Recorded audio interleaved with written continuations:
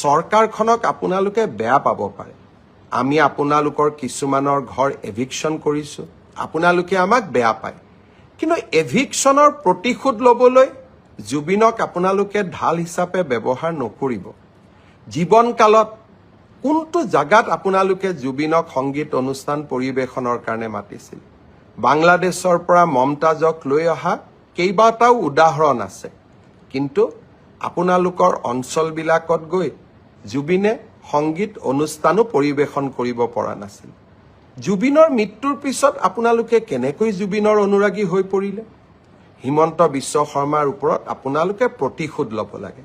মোৰ ওপৰত আপোনালোকে প্ৰতিশোধ লওক, কিন্তু সেই প্ৰতিশোধ বা সেই মই কিয় এভিকশ্যন কৰিছোঁ তাৰ প্ৰতিশোধ আপোনালোকে জুবিনৰ নাম লৈ নকৰিব।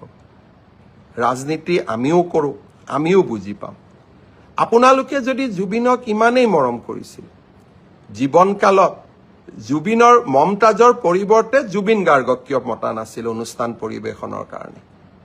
আৰু 2020 চনত 13 তাৰিখে যেতিয়া জুবিনৰ ওপৰত আক্ৰমণ হৈছিল, তেতিয়াতো আপোনালোকে ফেচবুকত লিখা নাছিলে।